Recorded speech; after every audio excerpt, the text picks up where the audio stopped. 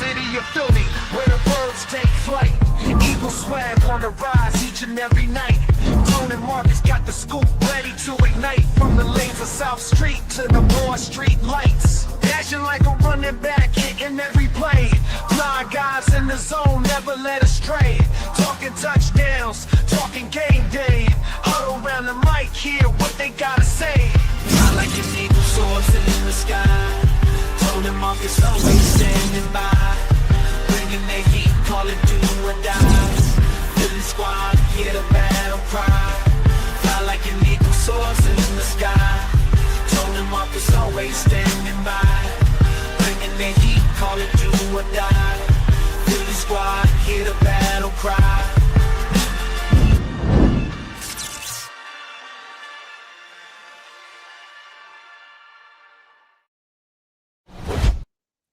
And there it is, ladies and gentlemen. We are back. We are back during the penultimate week of the 2025 regular season for your Philadelphia Eagles. I am Coach Marcus with Anthony DeShields II. Anthony, come on, man. That's my younger brother, man. That's my younger brother, man. I tell my parents this all the time. Why did y'all name us Anthony and Antonio? Because it's the same name. It's the same. You know name. what? I didn't even think about that. But that is my mistake. It's the same. It's the same name. My brother Anthony. I'm Antonio. That's what I'm saying. So we had to come up with his own nickname, to separate him. And my friends call me Tone. My I'm a junior. He's not. So the family call me AJ and all that. Did they hit you with the T2? Man, no. They call me AJ. Antonio Junior. No.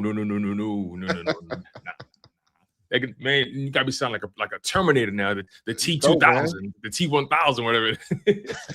But man, you guys are phenomenal.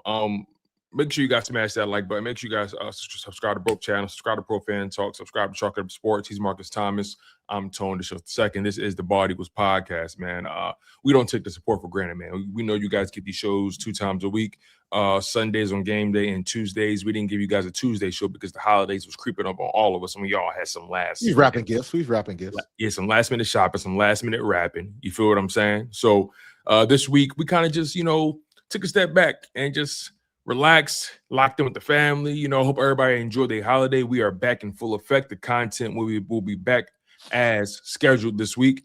And I'm just excited, man. Eagles Bills today in Buffalo. It's going to be a fun game, man. I'm coming into this game loose, Marcus. I feel loose. Just as a spectator, right? I don't feel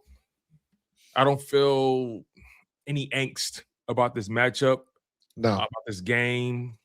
I think after going through that losing streak and then going through the 2-game winning streak now, I feel like I was able to get a lot of emotions just out of my system these past 5 weeks, these past 5 games. And I'm at a point now where, regardless, the team that wanted the most going to win. Jalen Hurts said it on the sideline. Saquon and them talk about it on the sideline. The team that wanted the most going to win this shit. Simple as that. It's not rocket science. There are no teams. We talked about this many times. There are no teams that I'm afraid of. Certainly not the Buffalo Bills, because if you watch that Buffalo Bills and that Cleveland game, Cleveland should have won that game.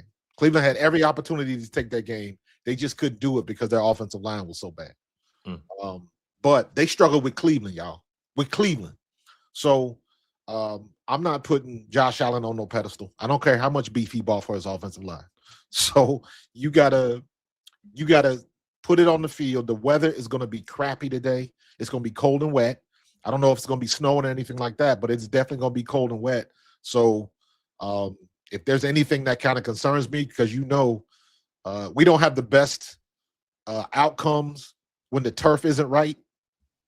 Obviously, I'm talking about the Super Bowl a couple years ago, and we be slipping around on our own field a little bit when it gets wet. So they got to put them long studs in. Make sure you got your footing because it's going to be wet and it's going to be cold.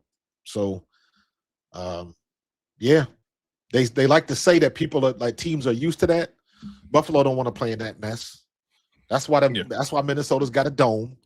The Jets don't want to play in it. The Giants don't want to play in it. We don't want to play in it. Detroit got a dome. Detroit, yeah, they don't. anybody that is quote unquote a cold weather team does not want to play in the cold weather. You know what I mean? So yeah, that might be you're right. I think that is like an overrated like narrative that because we're a cold weather city, the players automatically just love and know how to play in it. And it's like, you know, I guess when you, if the best we could probably say is the organization, the equipment staff, they are probably so used to dealing with so many different weather conditions that they make sure they're over prepared than maybe your average team. They know how to manage it better. Yeah, that's probably the furthest you can really take it. But I don't think any player wants to play in the blizzard, right? You know, every player, they want to say they did it at least once, right? You know, last year in that divisional round, Eagles Rams, a lot of those guys said, "Yo, I never played in the slow before." A lot of them guys said that. You know, so you know, you could say you did it. All right, I think guys much rather play on, you know, a nice, you know, a nice night.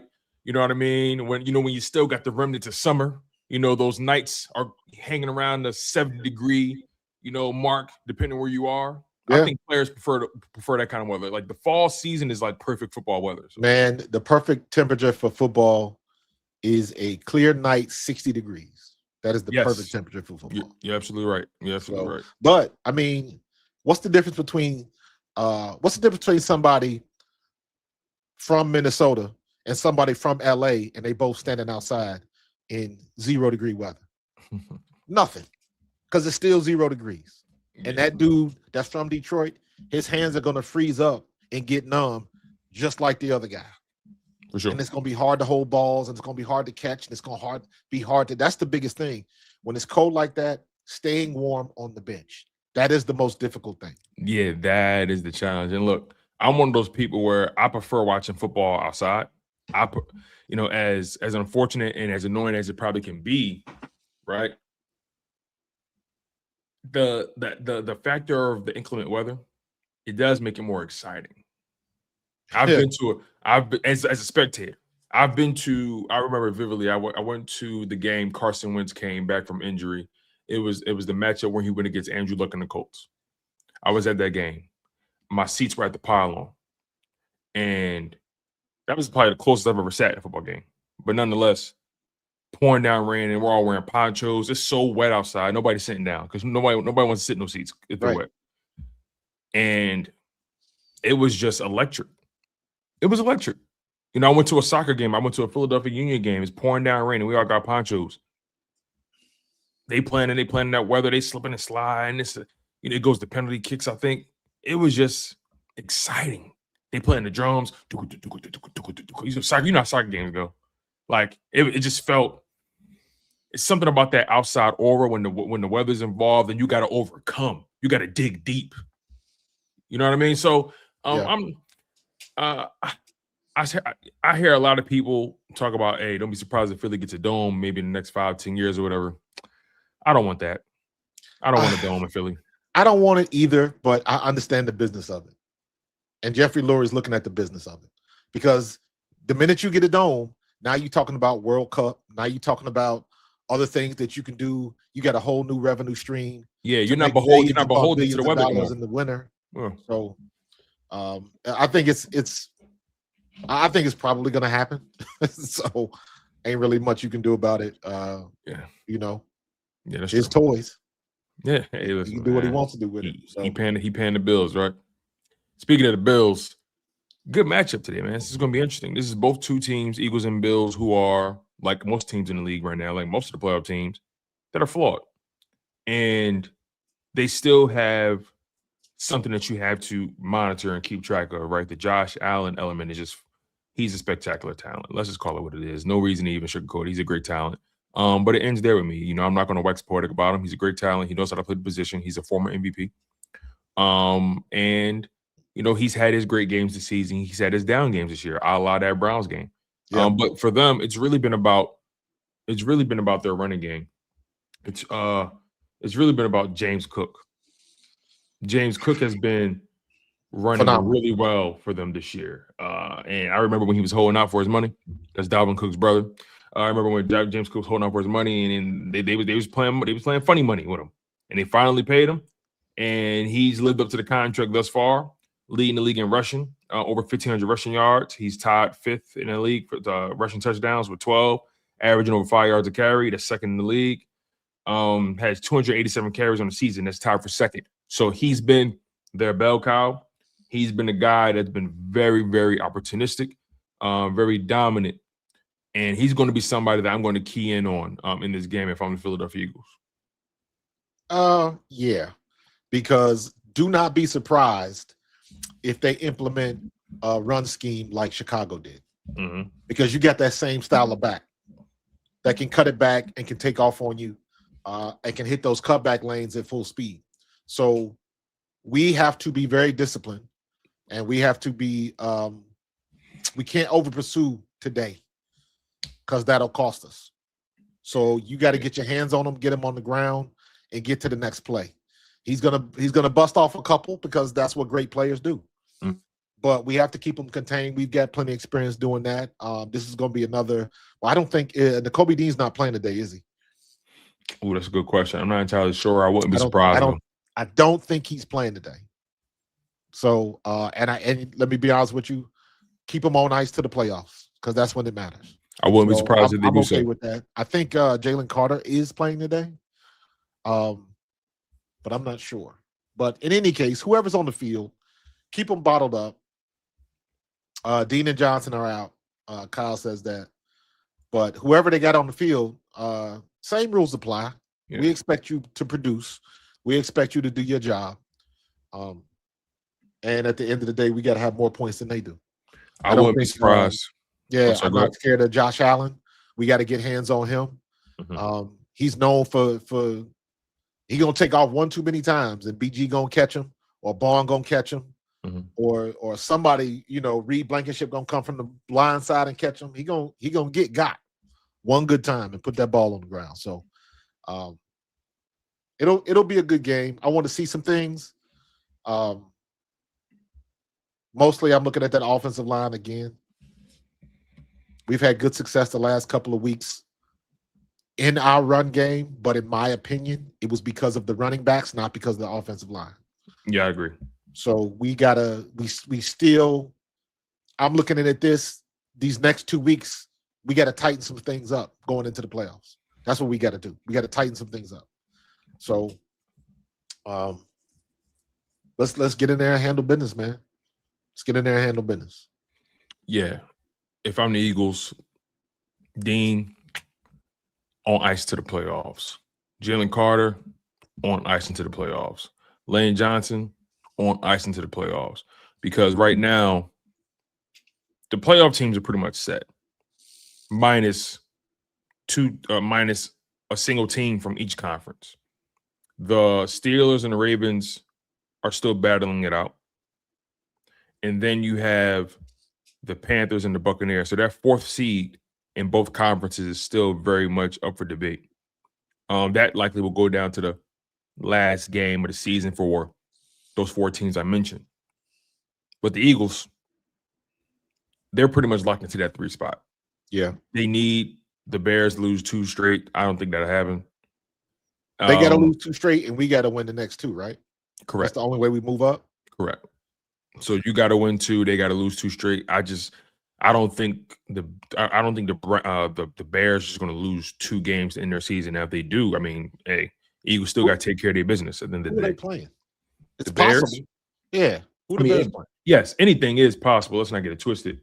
When I look at the Bears' schedule right now, last 2 games of the year, they have 4. Ooh, they can actually lose these games. They can lose these games. I didn't know who they played. Because the Bears have a good defense. The offense is still okay. I feel like their passing game is still boom or bust. Yes, Caleb Williams is getting better, but he's not there yet.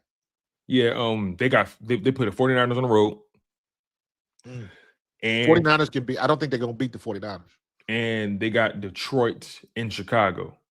Here's the thing: Detroit's officially out of the playoffs. They've been dealing with injuries. They were really bad. I watched that Minnesota game barely. They were awful against Minnesota. Awful. Yeah.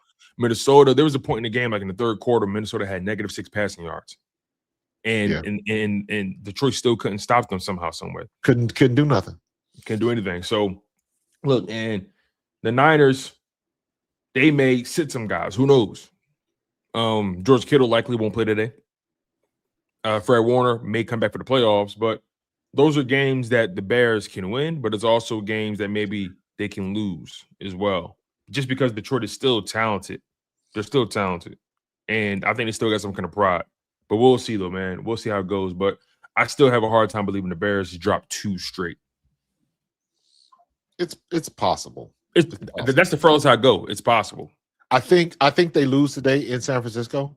And also it all to me, I think San Francisco is going to beat them, and it depends on what Detroit is bringing to the table.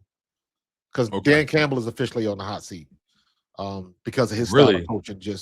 I think he is. Okay. Because his style of coaching has cost him too many games.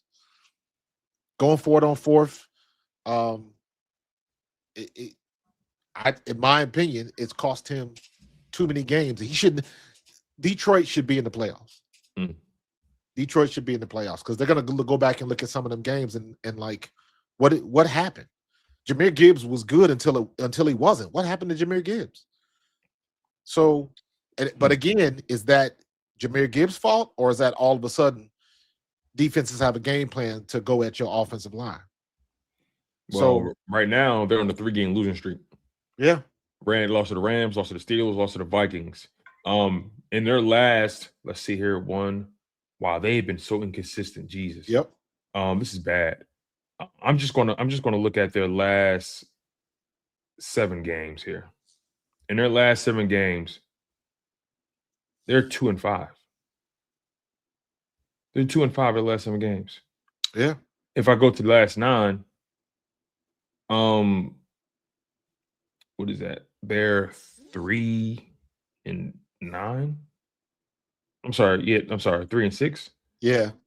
Yeah. And when you really watch Detroit's games, you look at how many times are you in those situations where you're looking at Dan Campbell like, dude, just take the damn points. Just take the points. And less than that, you're only down by 3. Now you're only down by 2. Instead of trying to get it all going for 4th down or whatever, just take the points. Do what's logical. You don't have to be aggressive. And I think if you go back and you look at the whole year, how many games did they give away because they didn't take the points? You know what's crazy? Looking at their schedule with Detroit, this is going to be crazy to hear. Since week 5, they have yet to string together 2 wins in a row. They went on a 4-game winning streak from week 2 to week 5, and then from week 6 and on, it's loss, win, loss, win, loss, win, loss, win, loss, loss, loss. They've been a bad football team this year. Yeah. And what were the scores? So let's go backwards. So Minnesota 23-10, Pittsburgh 29-24, Los Angeles 41-34, Dallas 44-30, Green Bay 31-24. So they're putting up points. They're putting up their fair share of points. Clearly, defense has been an issue for them. The games they've won, they put up 44, 34, and 44 in the past several weeks.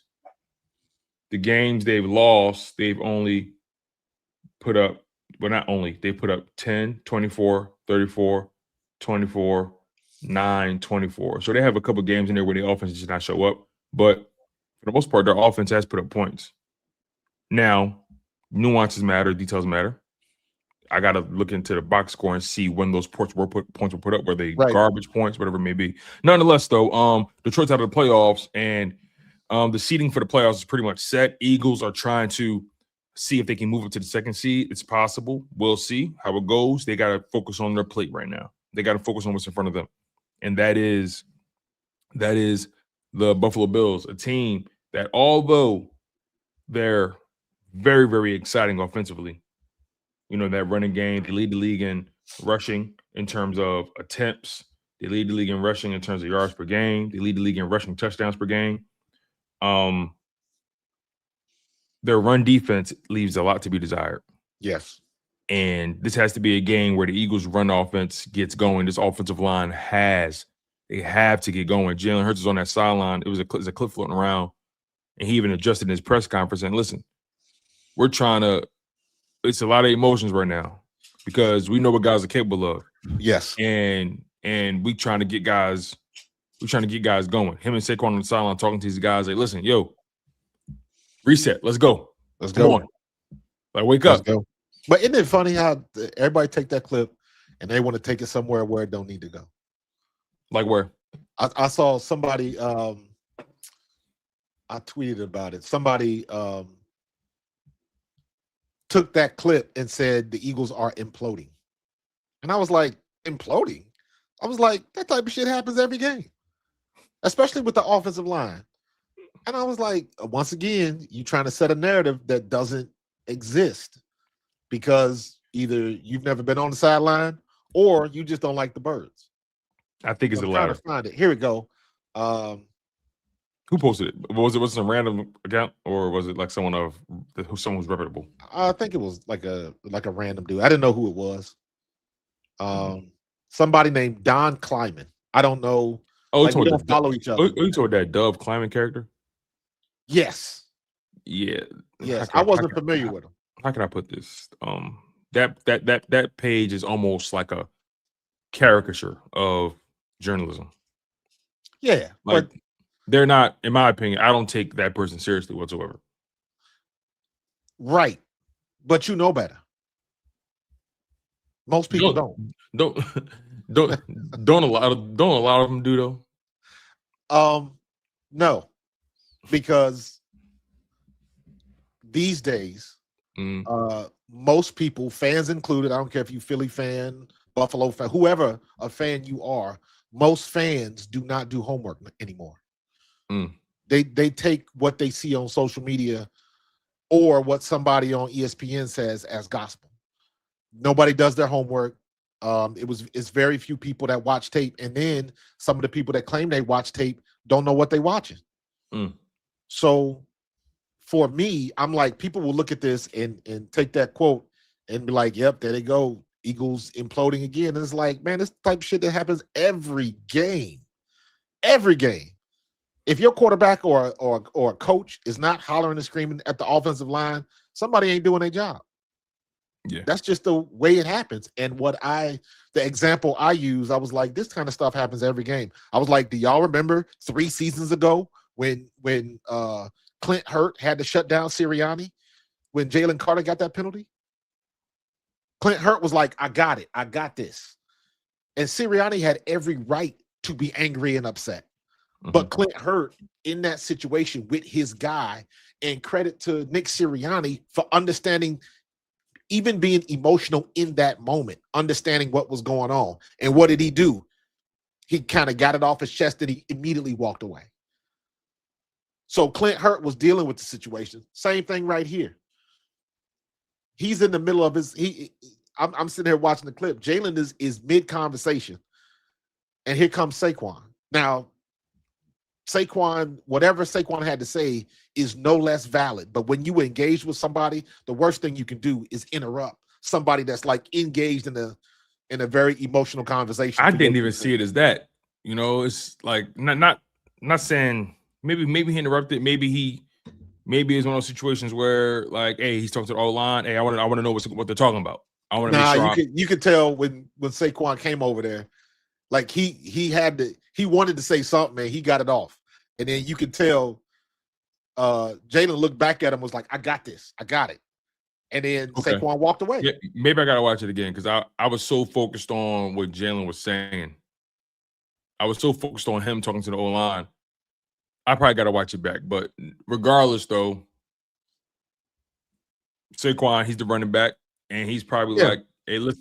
And also, I don't know at what point in the game that was. That's another part that's interesting. I probably got to look in the background and try to find a timestamp or whatever, but I don't know at what point in the game it was. I want to assume it was when they was probably still down 10-7. And not for nothing, you're talking about 2 captains. Right, 2 captains. And look, when Jalen said, to your point, hey, I got this, Saquon fade it off. They understand what the offensive lineman, because you see who was that? Mailata Cam Jurgens is standing up. Mailata stands up. They was good with it. And like, again, if you've never been on the sideline during the game or you never played, the things that happen, the interactions that happen, people get pissed off, all of that type of stuff. It's all one big melting pot of emotions and things that happen on the sideline. Doesn't mean that these guys are not facing in the same direction. All I see is guys holding other guys accountable. I don't see I didn't have a problem with the interaction, right? Regardless of what one person's into. I didn't have a problem with the interaction. I saw guys in the foxhole trying to figure out how to get out of it, man. Exactly. You know, I'm not even. It's exactly. just certain thing. I'm at a point right there. Yeah, I'm at a point in the season where like I can't allow the theatrics and allow the narratives to alter how I feel right now. We're about to go to war. The playoffs are about to start. You know, it's been a lot of battles throughout the season. Now the war begins. Now who will be left standing? You know, now when you get into the playoffs, what you have is what you have. And you gotta take care of business no matter what it looks like. And that's why I trust Jay Hurts in the playoffs, because he gonna do whatever is necessary to win that game. Yeah. Whatever. Even if it means him throwing for 100 yards and rushing for 80 and 2 touchdowns. Like he's just a guy that's going to make the right football play and not be a liability. So this is going to be an interesting game, because this game with the Bills, it can potentially, and I want to get your thoughts on this. You know, they've beaten the Raiders, they've beaten the Commanders. People don't want to put too much respect on those wins. Every person I've seen, fair, but every person I've seen who actually played the game said, "Hey, you got to get those wins, though. Yes, you got to. Not only do you got to get those wins, you got to do what you did to them, the way you did it. Two things can be true. It does something. It does something to a team, especially if you feel like you're struggling. It can reignite that confidence. It can reignite that momentum. So I want to get your thoughts on this notion. After everything I said, some people believe if the Eagles win this game, they should be considered the team to beat in the conference. Some people feel like, listen, at this point, it doesn't even matter.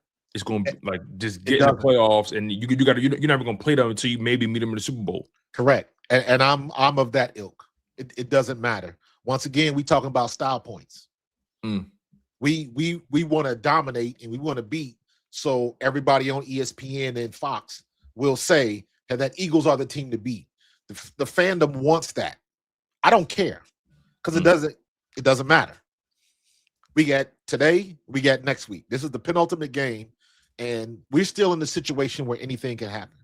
We are still every week, we are still one play away from glory or ruin. Every team is in that same boat. Look at all of the injuries yesterday. You know, I was watching that game yesterday. What was the first game yesterday? Was it Green Bay Ravens? Before the Ravens game. What was the game in the afternoon? Well, I was looking at it and I was like, somebody was down. I think, was it Chicago or somebody? Let me double check. It was Houston. Houston and Chargers. Houston and the Chargers.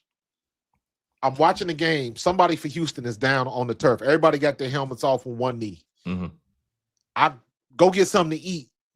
I come back and somebody else is down and everybody's got their helmets off on one. And I was like, what is going on? But that goes back to what I always say. You got to stay healthy. You got to stay healthy. You got to stay healthy. And every team is one play away from glory or ruin. Because if the wrong person gets hurt, we're in a world of hurt.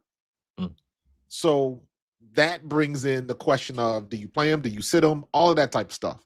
But obviously we're going to play them.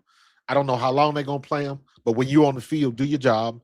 Go full speed. Do what you're supposed to do. As far as people wanting the style points and wanting to say we are the dominant team, we are the team to beat, in my opinion, we are the team to beat regardless. To me, it matters more how we win or lose, more so than if we win or lose, because the if doesn't matter, because we are in the playoffs, period. We can't drop lower than the third seed, right? Right. So whatever happens doesn't matter. How we win is what everybody's looking at. Everybody wants to see us either win by domination or gut it up, make a gritty win. We went back and forth. Josh Allen ran the ball. Jalen Hurts ran the ball. We threw the ball a little bit better. Defense had a turn. They want to see a gutsy win. It's more of how we did it. Whether we win or lose, if it's a good game and it goes back and forth and the team with the ball last ends up winning, that's going to have a different outcome than if we blow them out or we get blown out. Mm-hmm. So for me, it's not a if, it's how. And I want to see how we're playing. And again, for me, I am looking at that offensive line specifically and exclusively because we got 2 weeks to tighten it up. So if we're playing backups, if Steen and Johnson are in there, I need y'all to show up because we are going to need y'all in the playoffs. And I need to know that y'all are ready to go. Cam Jurgens, I got to see something better out of you than I've been seeing this year. You are a Pro Bowl center. You should not have made the Pro Bowl this year. Yo, I'm glad we're having this conversation. I've been waiting to talk to you about that. Dude, he should have never made the Pro Bowl this year. Not even close. There's no way you could tell me he was, and look, it's not an all pro, but it's a Pro Bowl still. You can't tell me he was a top 5 center this year. Let's stay there. Let's just stay there. Let's say top 5. You can't say that. No, not the way he's been playing. But you know what that tells me though? That tells me whoever voted for this, they're placing the blame on Tyler Steen rather than Cam Jurgens. It's easy to blame. No, hear me out. Hear me out. You and I both know Cam Jurgens has not been a Pro Bowler this year. Fact? We agree there. Yes. So that begs the question because they've had interior issues all year long. Correct. All year. Everybody in their mama should be able to see it. So if they gave him the Pro Bowl nod, and I'm not even saying Tyler Steen should be a Pro Bowler. I'm not even saying Landon Dickerson should be a Pro Bowler. But if they gave him, Cam Jurgens, the Pro Bowl nod, they're saying he's not the problem. The Eagles have been having problems on the interior all year long. That begs the question. If they don't think he's the problem based off of the Pro Bowl metric, who else is there? I think Dickerson's been better than Steen. I agree. But I think you're taking it too deep. The Pro Bowl is and always has been a popularity contest since the 2000s. There's nothing popular about Jurgens. There's nothing remotely popular about Cam Jurgens. Yeah, but he's the name though, because he was the thing that's popular about Jurgens is he's the guy that replaced Jason Kelce. He was a Pro Bowler last year. I give him that. He's exactly. And again, what did I just tell you? Most fans don't do homework. They remember a name, they remember a thing, and then they go, well, they remember Saquon. They remember bits and pieces, and they go off those bits and pieces rather than do homework. That's why you got people that are perennial Pro Bowls or perennial All-Stars, and then you get a big name player that didn't have a good year that still makes the Pro Bowl. They making the Pro Bowl off their name. I think for whatever reason, Cam Jurgens kind of stepped into that category off of the aura of Jason Kelce because he came in after Jason Kelce, and everybody thought it was going to be a big dip in production, and it wasn't. Which is why he made the Pro Bowl. And he validated it with a Pro Bowl last year and a Super Bowl win. Correct. And as dominant as that offensive line was last year with the Saquon element, 2,000 yards. So that offensive line has catapulted them. Okay, I see what you're saying. And don't forget about that game. Don't forget about that game last year when Dickerson was hurt, started at center, got hurt again. Cam Jurgens was out because his back was jacked up, came in the game and played well. Everybody remembers that gritty performance. That was the thing that people talked about. Because I remember they talked about that. That was a nationally broadcast game. So things like that have a way of pumping people up above the average. So every team's got them. Every team's got those names that kind of hover above everybody else. And I think, especially when you're talking about offensive linemen, because most people can't name a lot of offensive linemen outside of their team. So you get a specific amount of names that kind of just bubble up. And again, it's a popularity contest. I'm just trying to figure out what percentage of fan votes matter, which percentage, what percentage of the votes are coaches and players. I'm trying to figure out just how this grading system I do ratioed. not pay attention to the Pro Bowl at all. Neither do I. All Pro is what you want to worry about. All Pro has more weight because that's voted on by the players. That's voted on by guys watching tape. So it matters more because you're voted by your peers. So All Pro is the one that matters. Pro Bowl, but that's just something that we've been saying. You've been saying he's a Pro Bowler since you was a kid. So it's Pro Bowl is the Kleenex of the NFL now. I will say this though. Congratulations, Cam. You made. I ain't mad at him. Make your money. Get your bonus. I make your money, get your bonus. But I've always had a problem with people failing up or failing forward. It just as a, I think you and I, we got a problem with people failing forward. Some people are afforded that. Some people are not. But the reality is Cam Jurgens has not been a Pro Bowler this year. Nonetheless, he is a Pro Bowler. So whenever his name come up, and guess what? You know what this does for me? If I'm in an argument about offensive line play, which is rare, but if I am, and somebody try to say this, that, and the third about that son, hey, listen, my guy, back-to-back Pro Bowlers, Super Bowl champion. That's the best it does. That's the best it does for me. I can use it. I can use it in an argument, maybe. It's a little bit ammunition. And yes, Tiffany, Jordan Davis was snubbed. Everybody there's an all snub list. They gave it to Jalen Carter. Yeah. That leads to your point earlier. Name, recognition. Yep. And Jalen Carter, I'm not saying he's been terrible this year, but he's been unhealthy. He's been hurt. Yeah. So but the name is out there. The name is out there now. Jalen Carter is one of the best young defensive linemen in Philadelphia since insert name here. Everybody knows that. Mm-hmm. So yeah, you're right. You're right, man. Now watch next year, Quinyon and Coop. One of them two is going to make the Pro Bowl. They're going to be perennial Pro Bowlers. Coop, they made the Pro Bowl this year. They made it this year. A perennial Pro Bowl. Well, Quinyon and Coop are Pro Bowls this year. They made it. But now that they've made it. Oh, you're saying the equity now. More so Coop than Quinyon, because Quinyon is quiet. Quinyon is one of those dudes where he don't get a lot of picks. One of these years he's gonna have about 5 interceptions or 6 interceptions, and everybody's gonna go nuts. But Quinyon just plays.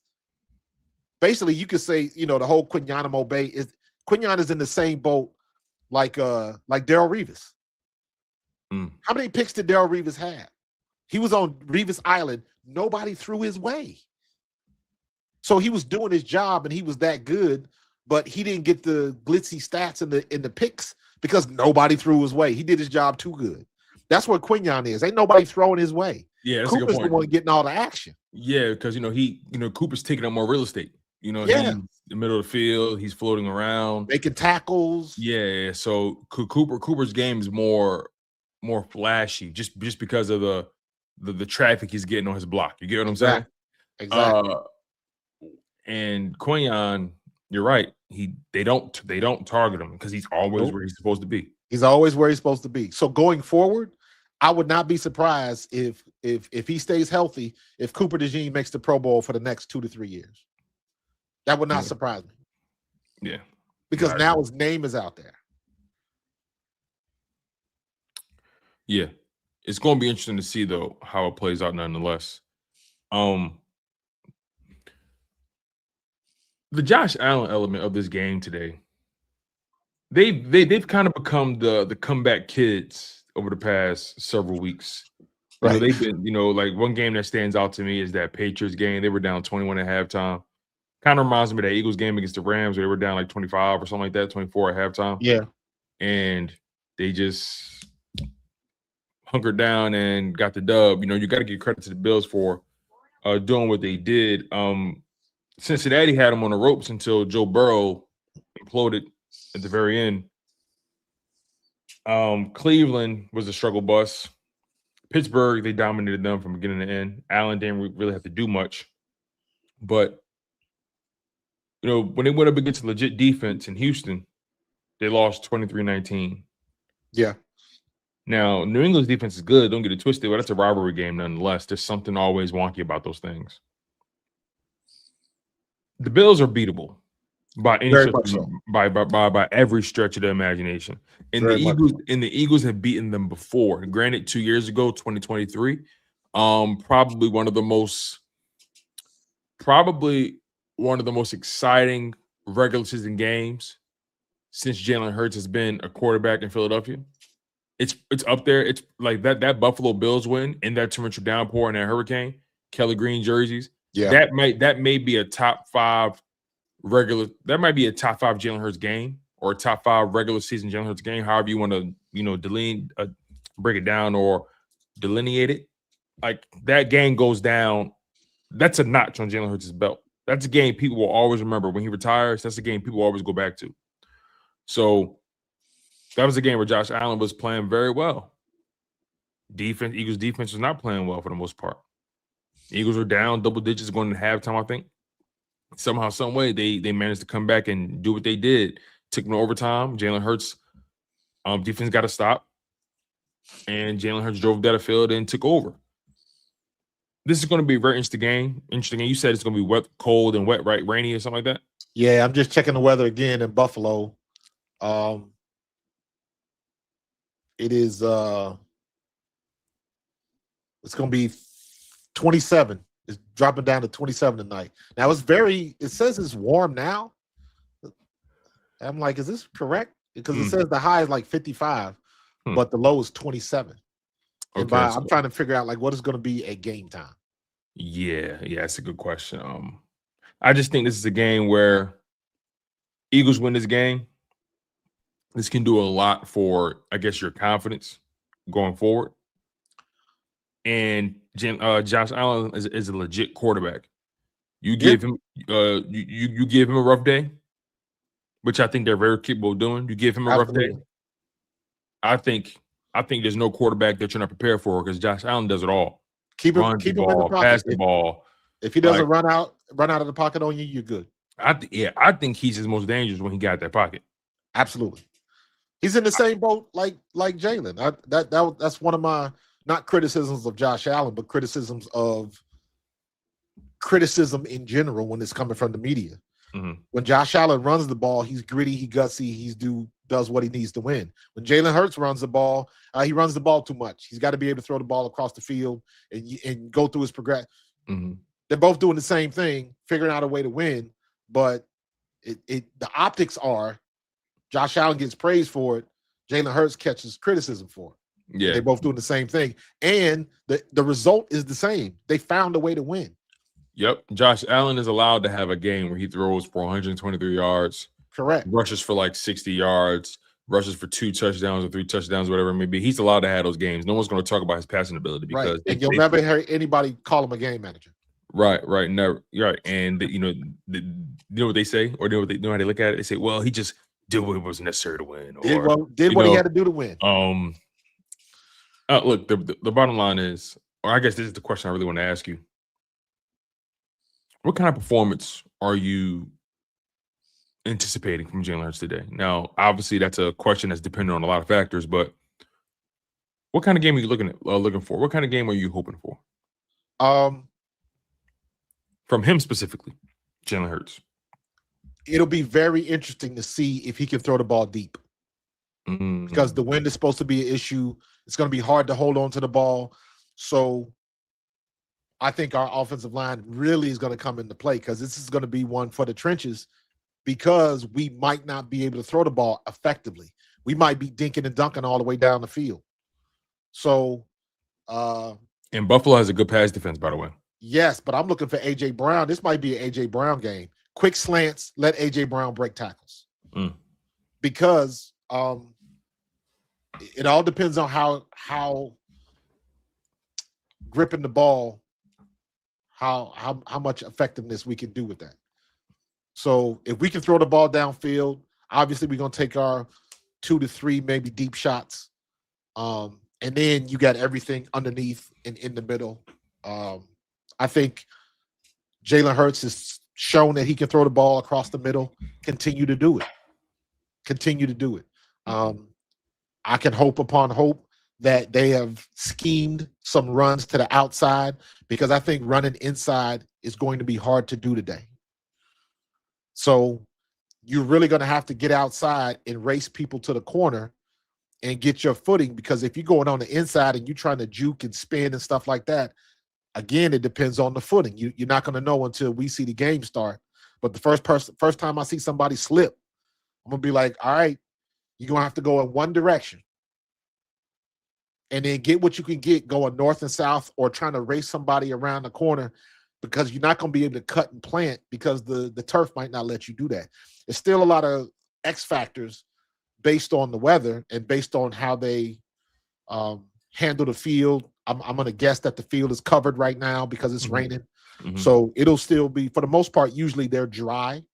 But it doesn't take, when game time hits, is it raining? Is it raining hard? Is the wind? They're supposed to be having 15 to 20 mile an hour gusts. Does that take kicking out of the game? Lord knows Jake Elliott been having issues with that anyways. So there's a lot of factors to it. I want Jalen Hurts to do the same thing he did last week.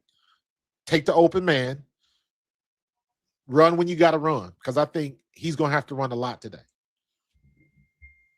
Yeah. So do what you've been doing. Yeah. Yeah. My dad just texted me. My dad is a really big weather nut. Like he watches the Weather Channel just for fun. He's crazy like that. Tell him to check out Ryan Hall. Some of his favorite movies. I don't know why he's calling me while I'm but nonetheless, he knows I'm live right now. Anyway, go ahead, take it. The weather in Buffalo is going to be 38 degrees according to him. 30 degrees. So at game time. So that's something to monitor. To your point, that's definitely something to monitor. And also Buffalo, they're a really good team at home as well. They're a really good team. I think they've only lost like once at home in like the past, I don't know, 2 years. Yeah, that stuff don't bother me.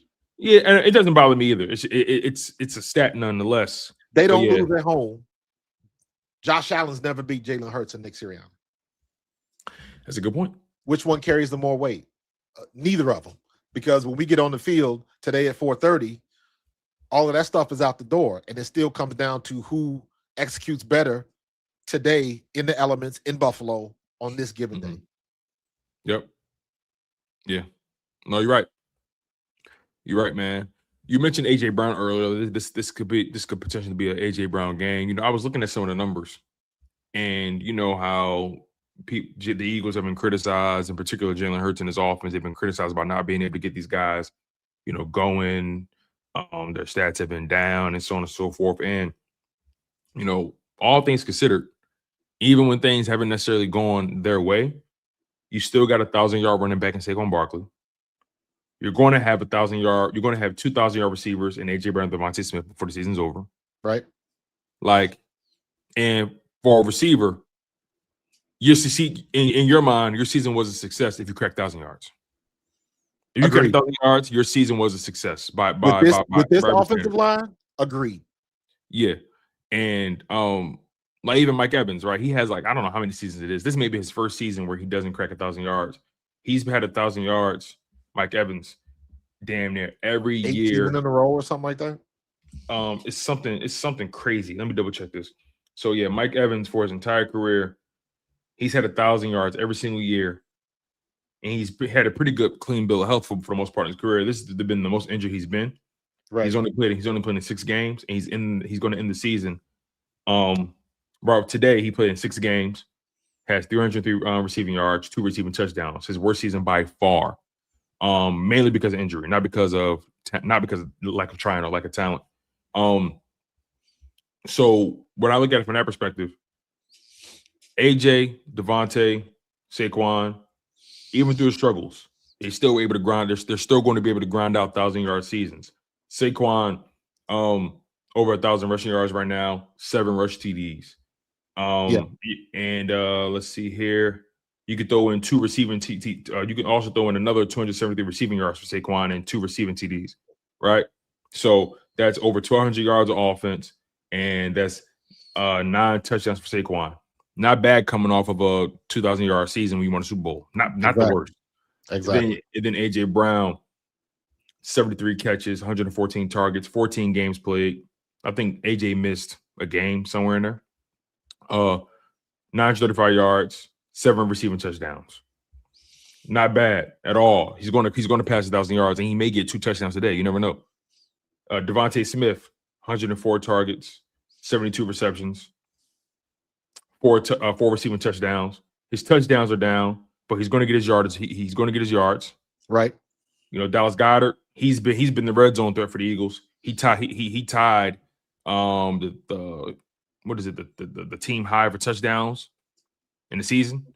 He has 10. For tight ends, yeah. Yeah, for tight ends, yeah. 583 receiving yards as well. He's been the guy that's been scoring a lot for you.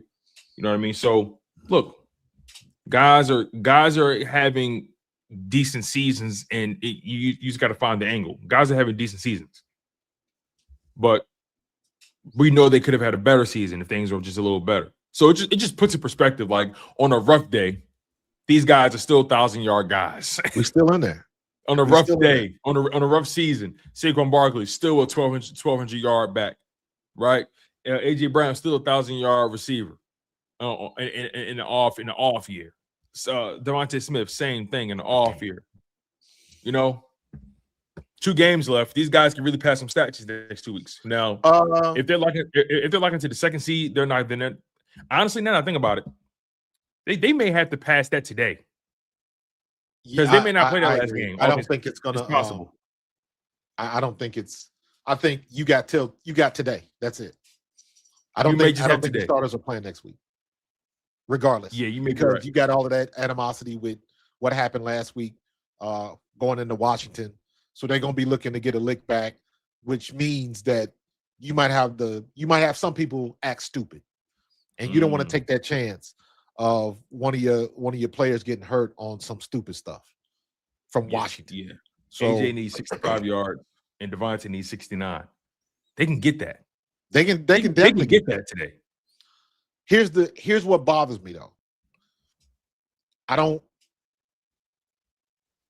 Whenever Jalen Hurts throws for 25 or more attempts, we have problems.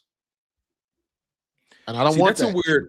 That, in my opinion, that's a weird stat, because there's also a stat out there that when Jalen Hurts has thrown the ball 30 times, at least 30 times, he has a winning record. Yeah. So like it's like we can nitpick those 25 times a game under they win when he's I gotta find it. I was looking at it when Jalen Hurts throws the ball 30 times or more, they have a legit winning record. Well, we'll see. If I'm going against or if I'm going to anybody today, the way the elements are supposed to be, I'm looking to go to AJ Brown all damn day. I'm looking to quick 1, 2, 3 throws, quick slants, quick outs, things like that. Slants are easy to run in bad weather as opposed to outs, because outs you're trying to make those hard 90-degree cuts. All right, look at this real quick. I got it right here. I found it. Shout out to StatMuse. Jalen Hurts has a record of 22-14 when throwing 30 passes or more. 22-14. If you look at those other quarterbacks, like let's see here, like a Lamar Jackson, or the reality is, if you're throwing the ball that much, you're losing, right? Or you're playing catch up. That's the part that people don't want to talk about. Jalen Hurts has won a lot in his career, a lot. So he hasn't had to throw the ball a lot. In particular, in the 30 range, 40 range, he has. Right. You know, if you look at all these guys' records, it's similar to that, 22-14, or 25-10, or whatever it is. Like all those guys, the Mahomes, the Josh Allens, the Lamar Jacksons, the Joe Burrows. If you look up their stats when they got to throw the ball 30 times or more, it's on par with 22-14. It's not too far off from that. Yeah. I just want them to, like I said, do the same thing you've been doing. Protect the ball, hit the open man. If the weather permits and, you can grip the ball and do what if the weather's not permitting you from throwing the ball deep, throw the ball deep. But take your shots. And I say that knowing that that's what we've done. We take 1 or 2 deep shots a game. Do what Go we've ahead. been doing. Be smart about it. I still think we're the better team. I agree. You wanna hear something interesting? Man, this is just this season alone. Did you know Josh Allen has a 1-3 record when throwing 30 times or more this season? Oof. I'm just saying. Like the numbers are out there. You just got to know where to look. And people nitpick the ones that support their argument. Right. And I'm not even trying to say Josh Allen's a bad quarterback, but I'm just trying to put it in perspective that, hey, if a quarterback is throwing the ball 30 times or more, 9 times out of 10 they're losing. For the most part, they're losing, or their running game can't get going. Correct. It's either one or the other. And if you're struggling to run the ball, it's a long day. Long day. Very long day. And the turnover rate goes up exponentially. Right? For Josh Allen's career, he's 50-30 when throwing 30 or more times in a game, including the playoffs. So his team has only won 62% of their games when he's thrown the ball 30 times or more. He has 50 wins and 30 losses. Right. Jalen Hurts is 22-14, kind of like in the same vein from a percentage perspective. It's not the worst thing. So, like, the whole, oh, man, force Jalen Hurts to throw the ball more times and they lose the game, that's just a weird narrative. If you force any quarterback to throw the ball 40 times a game, they're probably going to lose. Probably going to lose. It's just a weird argument they use for Jalen Hurts that kind of peeves me a bit. Sorry. No, but you already said it. He was like they cherry pick points, stats, analytics to prove their point, and it just kind of goes back to the thing that I always say is numbers don't lie, but they do deceive. So, at the end of the day, if you're not watching the game, you are always going to have a skewed perspective of what actually happened. If the only thing you go by is numbers, because you don't know if it was mop-up duty. You don't know if it was stat padding. Things like that. So you got to watch the game with your eyes, and then you'll know better. Yeah, you're right. Yeah. So, this is going to be an interesting game, Marcus. It's going to be fun, I think. We're going to see I think it's going to be phenomenal. We're going to see some talented guys on the football field doing their thing. I would love to see a Saquon Barkley shady-esque Buffalo game. Yeah, man. I need to see I want to see a Saquon Barkley 50-yard house call, man. 50-yard house call. He's starting to get that groove back though. That groove coming back, man. I want to see more Tank Bigsby as well. I think Tank Bigsby is an interesting watch. Not because Saquon isn't good, but Tank Bigsby just gives him he gives you a different energy when he's out there. Do we have him under contract? Well, I'm glad you asked that question because they traded for Tank. Tank is still on a rookie deal. And if I'm not mistaken, Tank Bigsby was drafted in 2023. Meaning 2023, meaning has a 4-year deal. So the Eagles have his rights for not only this season, but they have his rights for next season as well. Oh, we drafted him. No, Jacksonville drafted him. Jacksonville drafted. Okay. We traded for him. Jacksonville had him for 2 years, and then we traded for him this season. So he's in his 3rd year right now on a 4-year rookie deal. So we got him for this year and next year. Gotcha. And because he wasn't a first-round pick, there's no 5th-year option there. So they got him cost control for the remainder of this season and next season. Interesting. That's another good get by Howie. Very good get. Because AJ Dillon had a great preseason, and he has barely sniffed the field this year. Yeah, he's still on the roster, but just he's still on the roster. He just collects money. Yeah, he's a break glass. Yeah. He's and AJ Dillon's not an old guy either. He's he's not. No, AJ Dillon's what 25, 26, something like that. Let me see.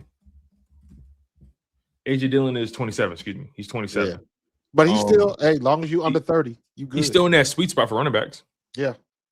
So he's still getting his money, and guess what? Less miles on his body. Next year, he may get an opportunity to be a number 2 running back somewhere. And there we go. There we go, man. All right, we're an hour in. Let's get to some anything you want to get to before we get to our score predictions and bowl predictions. Not really, man. I'm very excited for this week and next week because I'm ready to make my list of all of the passing yards that have a Jet 2 holiday in Cancun. That's your favorite thing, I can't man. wait to make that list. Yeah, just to get to next week and to see what we have. And to be able to watch the final game of the preseason, man, just like, dude, I remember when we talked about you made the change to change the name of the show back in preseason. We weren't even in camp yet, were we? Nah, but we were talking about actually putting a title on this thing. We did, but I guess my thing is just like we are about to go into the last week of the season already, and it seems like it's like, dude, it don't seem like it's been that long, man. Yeah, this thing has been really. It's been moving, and now we are at that point again where, like, okay, you can push all of the BS to the side. We got 4 weeks and a legitimate shot to win the Super Bowl again. That's where we wanted to be, and now we find ourselves in that situation. What are we gonna do with it? You're right. You're right about that. Oh, you know what? Let's get these super chats real quick. We got 3 of us. 2 of them by way of our guy, 24 Birds. He's 24 Birds as always, man. Always showing love. Appreciate him, man. Much respect. We got Trenton right here. He says, first Eagles game I went to was Eagles-Bills in 2019. That game was freezing rain as well. Miles had a 58-yard TD as a rookie to break it open. Yeah. Yeah, man. Shout out to Trenton Wright, man. We appreciate you. Man, the only thing worse than being cold is being wet and cold. What? Man, that's how I'm glad I'm in Texas. Man, coldest game I ever played in was in '87. We were in the Ohio State Championship game. Princeton High School out of Cincinnati played Youngstown Boardman. We had lost the game, and we got kicked out. We got kicked out of the top 25 in the country by USA Today. Made it to the title game. We won 14-7. It was 17 degrees with a wind chill factor of like -7 or something like that. We played at the old Ohio State Stadium, and the turf was ice. The turf was literally ice. It was crazy. God, that's it. Coldest game I ever played in, man. And I will never forget that. It took me, my parents thought there was something wrong with me. Because it took me so long to come out of the locker room. After that game, and then you celebrating on the field and the trophy and all of that, and we are out there freezing. And when it dies down. And by the time I got in the locker room, it took me about 20 minutes just to sit there before I could muster up enough strength. So I was like one of the last people to get on the bus. My dad was like, we thought something was wrong with you.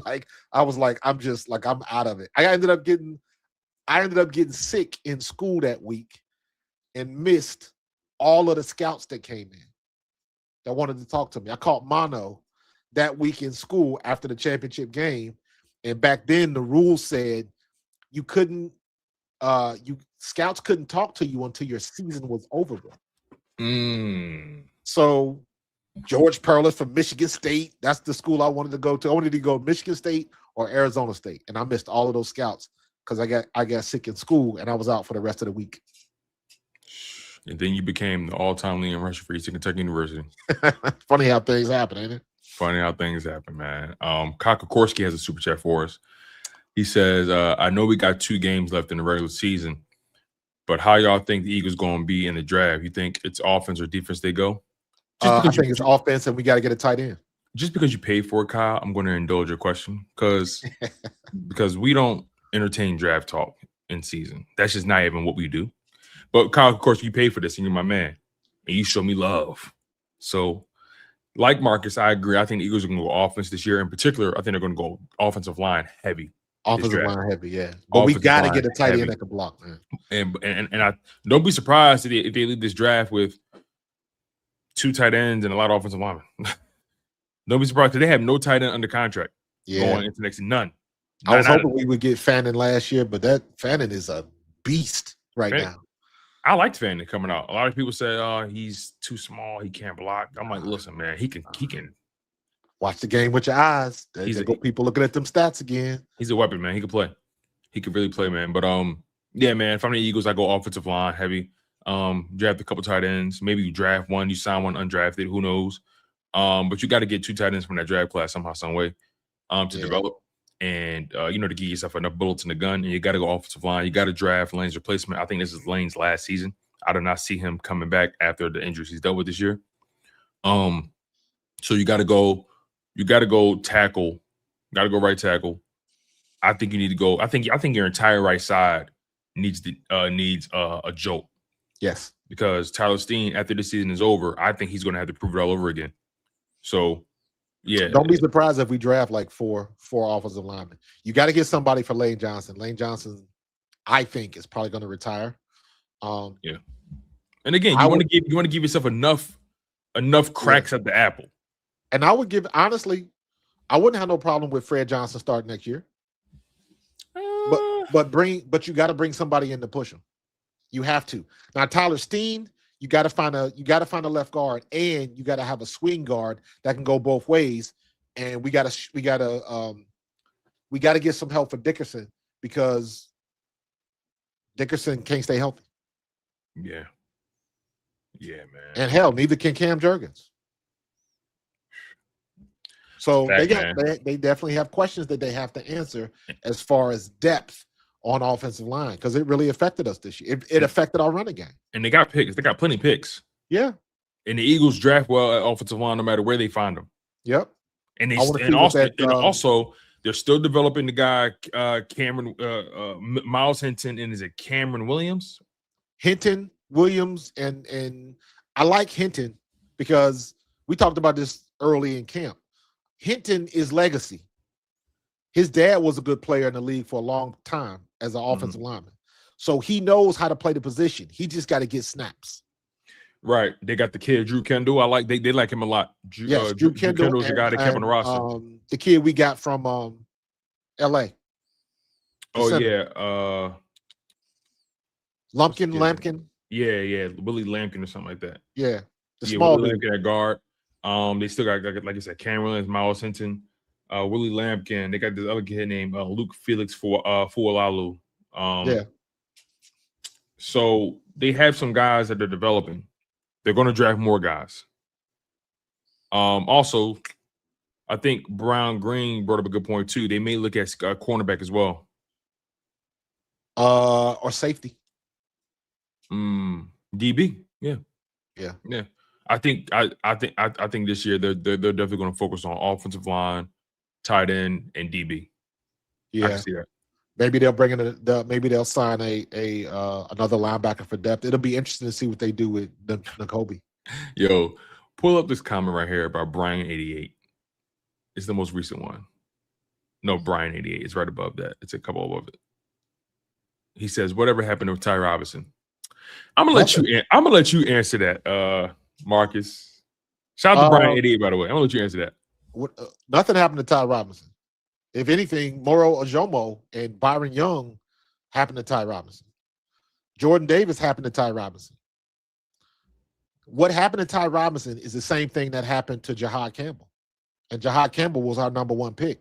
But when Nakobe Dean, shout out to the Eagles coaches, because when Nakobe Dean, coming off an injury, was playing the way he played, they looked at it and said that we cannot take him off the field. Even though we got a top pick that was playing well as a rookie. He was playing quite well. So I think that's what happened to Ty Robinson. You got people in front of him that are playing better. And he'll get his opportunity. You got to remember, we are the city of Brandon Graham. Yeah. Brandon Graham didn't turn into Brandon Graham until year 6. Yeah. So, and not just playing better, more experience. Yeah. More pedigree. Just guys. It's a good problem that he's in. Good problem to have. He's in a very good situation. You know, Ty Robinson might end up nothing like happened. Byron Young, we like, why hasn't he been playing? Right. Nothing happened to Ty Robinson. Listen, I don't know how many years Byron Young has left in his deal because I know the Eagles traded for him after his rookie season. Let me see if I can find out real quick because Byron Young, I think they got his rights for a while too, for at least the He next has 2 or 3 been years. balling. Let me see.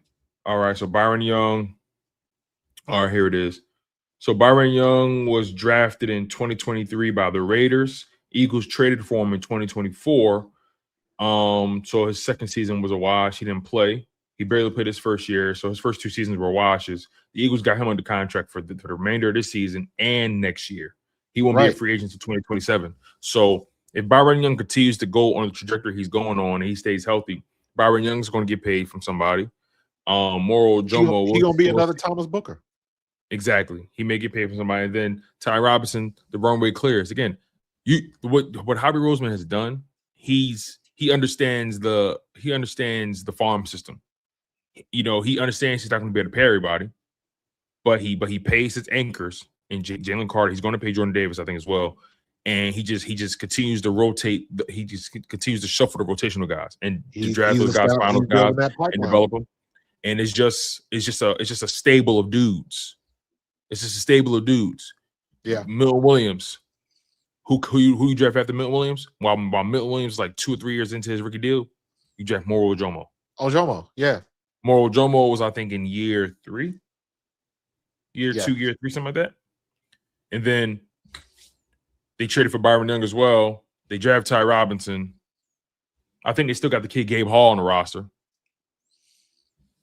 Like, they're just continuously.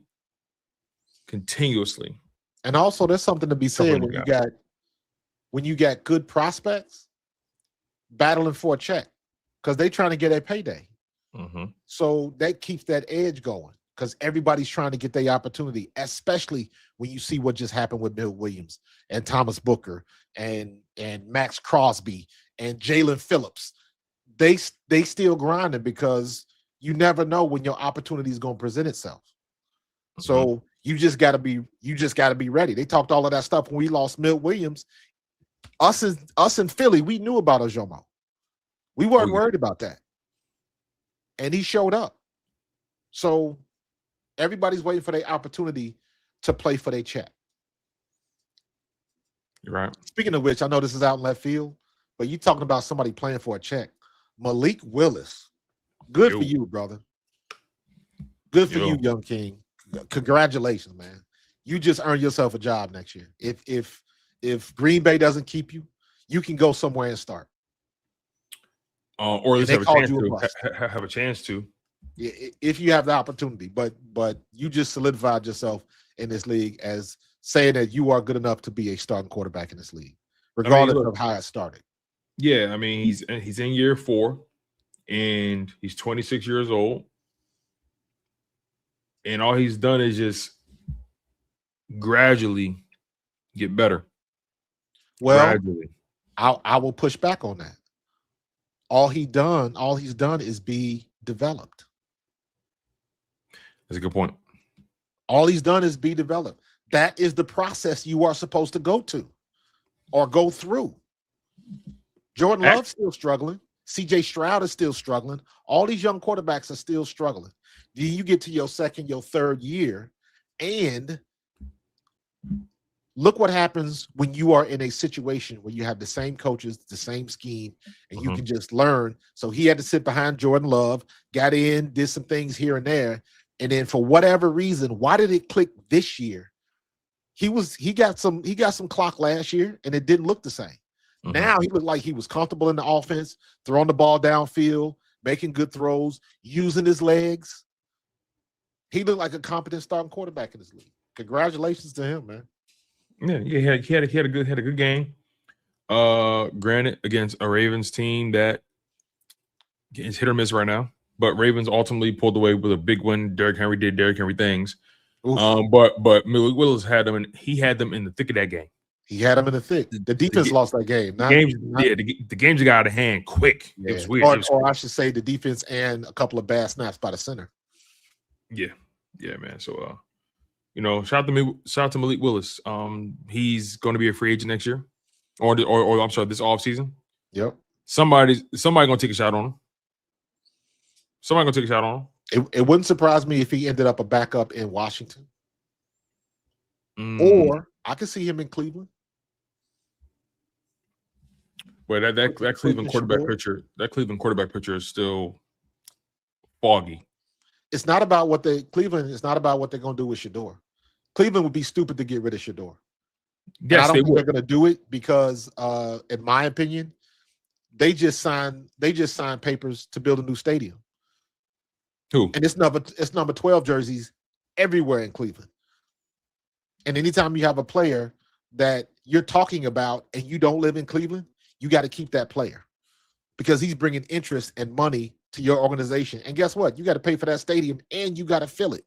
So if you got to fill it with number 12 jerseys, so be it. That's a good point. And they're looking for a reason to get rid of Deshaun Watson. Now, I don't know how they're going to do that with the money they owe him, but that's not my riddle to solve. That's their problem. Yeah. Deshaun Watson might be a backup next year. The most expensive backup we've ever seen. Yep. We've ever seen, man. Yep. If I was Deshaun Watson, Kirk Cousins is like, hold my beer.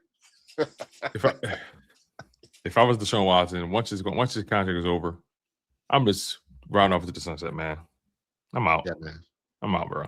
Buy you a farm out in Italy, make you some wine, and just chill out, bro. Bro, who cares? We'll see you at the international games. Oh man! All right, let's get to these bold predictions and our score predictions. So, do you have any bold predictions for the Eagles' offense and defense today? A bold prediction. By the way, my bold prediction came true from last week with Saquon. I said Saquon is going to have a big day. Yes, you did, and it happened. So yes, you did. I don't know. I think today's going to be a AJ Brown type of day. Not a lot of long passes. Short to mid range, get the ball in his hands quick and let him make plays, because the one thing about the cold is the defense don't want to tackle either. So physical players have the advantage in cold weather because the skinny dudes, the smaller guys, are cold. And it's very difficult. I don't know if you've ever played in a very cold football game. It is very difficult to tackle in the cold weather. Very difficult. Yeah, that skin be tight, and you don't want that. When you hit the grass and that cold water hits your skin, it soaks through your pants, and you get that shock. Yeah. For that reason, I think this is going to be a big Dallas Goedert day. I can see that. Big Dallas Goedert day. I think Dallas Goedert ends up with I think Dallas Goedert ends up with 2 touchdowns today. 2 touchdowns. I can see that happening if they use them like they used them last week. Find a different way to do it. Mm-hmm. Yeah, for sure. But my bold prediction, I'm going to say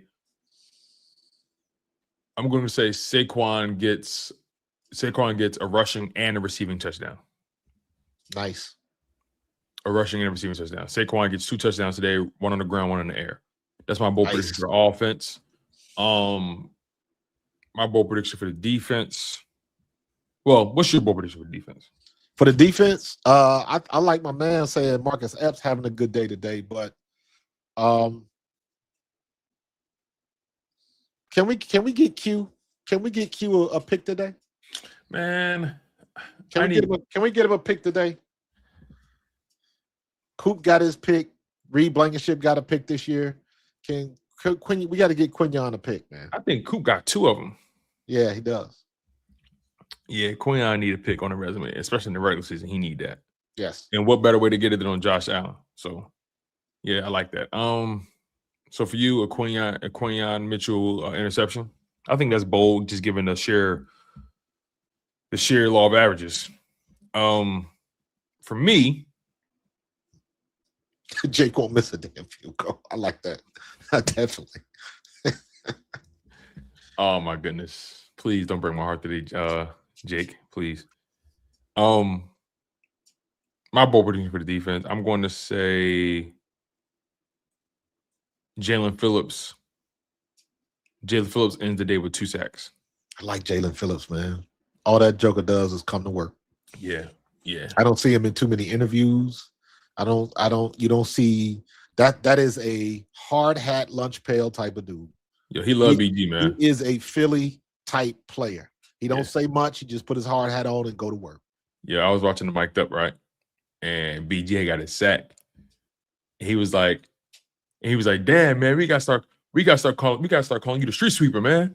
We gotta start calling you the street sweeper, man, because you just clean it up every single time, man. You clean it up. Like, and that's kind of what BG sacks have been. Like, you know, whenever a guy misses a sack or misses an opportunity and the QB tries to get out of dodge, BG cleans it up. Yep. He said, we gotta start calling you the street sweeper, man. But yeah, I think Jalen Phillips has a two sack day today. 2 sack. I like that. Yeah. All right, you guys. Score predictions. Marcus, what you think? I'm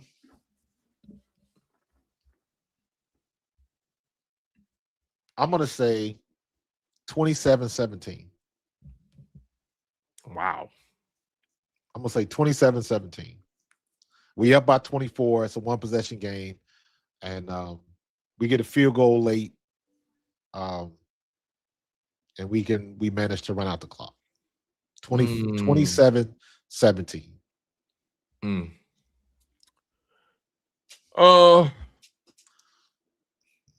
I'm going to say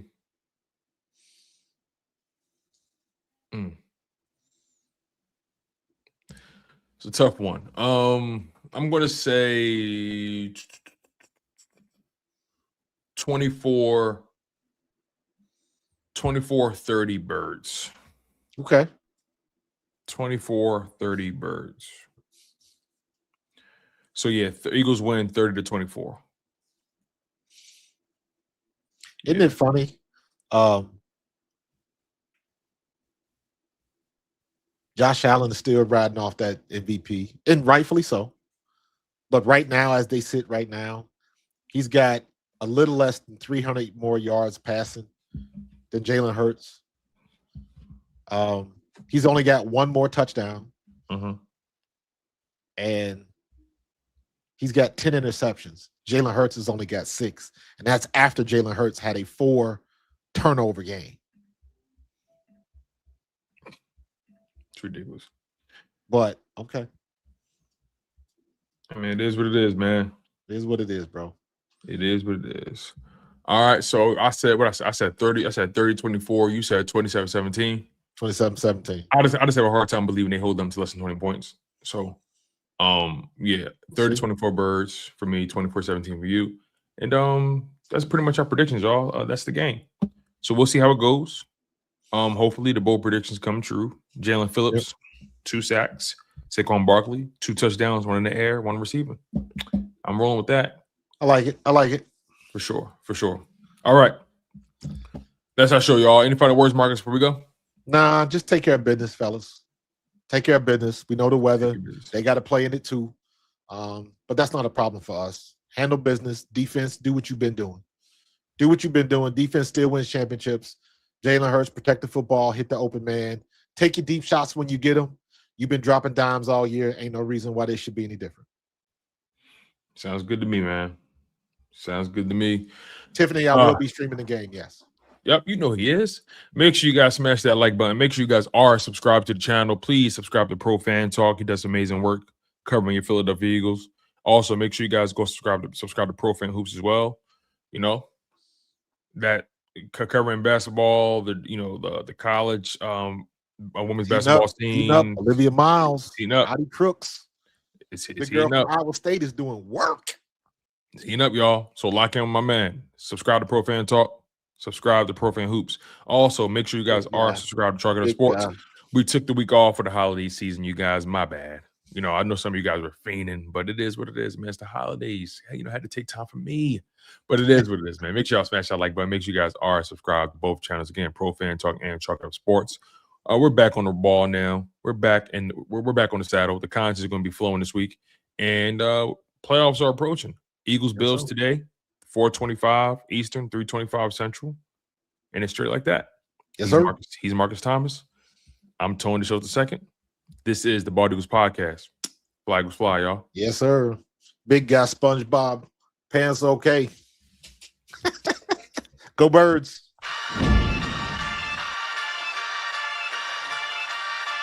In the city of Philly, where the birds take flight, Eagle swag on the rise each and every night. Tone and Marcus got the scoop ready to ignite. From the lanes of South Street to the Broad Street lights, dashing like a running back, hitting every play. Fly guys in the zone, never led astray. Talking touchdowns, talking game day.